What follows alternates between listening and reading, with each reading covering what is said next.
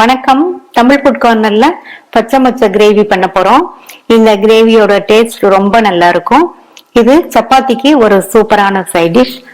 சாதத்துக்கு விட்டு சாப்பிட்றதுக்குமே ரொம்ப நல்லா இருக்கும். இப்போ எப்படி பண்றதுன்னு பார்க்கலாம். இது வரைக்கும் தமிழ் ஃபுட் கார்னர் சேனலை சப்ஸ்கிரைப் பண்ணாதவங்க சப்ஸ்கிரைப் பண்ணிக்கோங்க. 1/2 கிலோ பச்சை மொச்சை எடுத்திருக்கேன். இதை குக்கர்ல சேர்த்துட்டு இது கூட 1/4 டீஸ்பூன்ல பாதி மஞ்சள் தூள், 3/4 டீஸ்பூன் சால்ட் சேர்க்கிறேன். மொச்சம் முங்குற அளவுக்கு தண்ணி சேர்த்தாச்சு. நல்லா மிக்ஸ் பண்ணி விட்டுட்டு மூடி போட்டுடலாம்.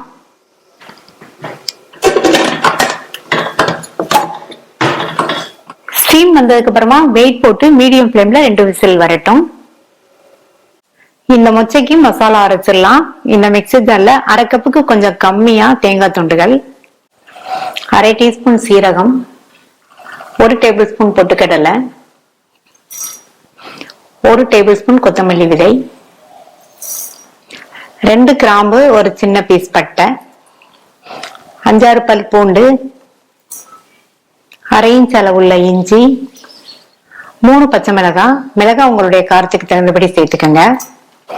1/2 கைப்பிடி அளவு ஃப்ரெஷ்ஷான கொத்தமல்லி இலைகள்.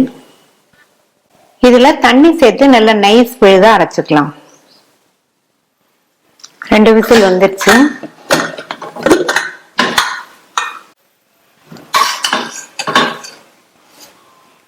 மொச்சையெல்லாம் நல்லா சாஃப்டா வெந்துருச்சு. இப்ப இதுல உள்ள தண்ணியை வடிச்சிட்டு மொச்சையை மட்டும் தனியா எடுத்து வச்சுக்கலாம். மொச்சையில வாயு தன்மை இருக்குங்கிறதுனால தண்ணியை வடிச்சிட்டா நல்லது. அடுத்து இந்த பேன்ல 1 டேபிள் ஸ்பூன் எண்ணெய் சேர்த்திருக்கேன். எண்ணெய் சூடாகட்டும்.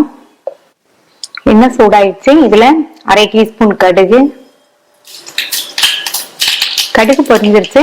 1/2 டீஸ்பூன் சோம்பு, 1/2 கப் அளவுக்கு பொடியா கட் பண்ண வெங்காயம், அடுத்து கறிவேப்பிலை,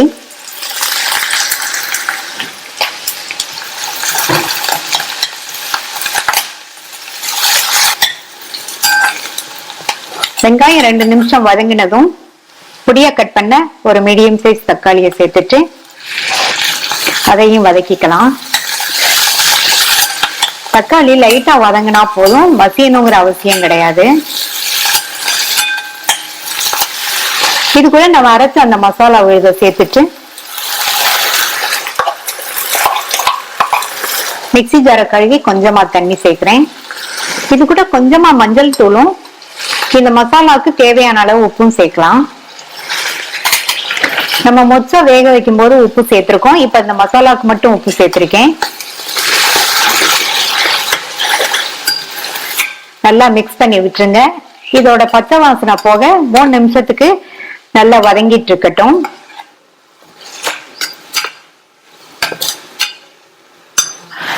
பச்சை வாசனை போய் வதங்கிடுச்சு. இது கூட நம்ம தண்ணி வெடிச்ச மொச்சையை சேர்த்துட்டு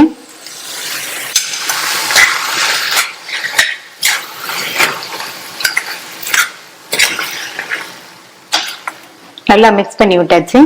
தண்ணி சேர்த்துக்கலாம். தண்ணி சேர்த்து நல்லா கலந்து விட்டுறலாம். இந்த கிரேவி நல்லா வாசனையா சூப்பரான டேஸ்ட்ல இருக்கும். ஒரு தடவை ட்ரை பண்ணி பாருங்க. தண்ணி சேர்த்து நல்லா கலந்து விட்டாச்சு. சப்பாத்திக்கு கொஞ்சம் திக்கா இருந்தாதான் நல்லா இருக்கும். ஆல்ரெடி மசாலால எல்லாம் பச்சை வாசனை போயிடுச்சு. மூடி வச்சிருங்க. மீடியம் ஃப்ளேம்ல 2 ல இருந்து 3 நிமிஷம் கொதிச்சா போதும், நமக்கு கிரேவி ரெடி ஆயிரும். 3 நிமிஷமா மசாலாவோட சேர்ந்து வெந்து நம்மளுடைய பச்சை மொச்சை கிரேவி நல்லா கமகமன் வாசனையா ரெடி ஆயிடுச்சு. இதுல கொஞ்சமா கொத்தமல்லி இலைகள் தூவிட்டு ஸ்டவ் ஆஃப் பண்ணிடலாம். அருமையான சுவையில பச்சை மொச்சை கிரேவி ரெடி ஆயிடுச்சு. நீங்களும் ஒரு தடவை ட்ரை பண்ணி பார்த்துட்டு உங்க கமெண்ட்ஸை சொல்லுங்க. தேங்க்யூ.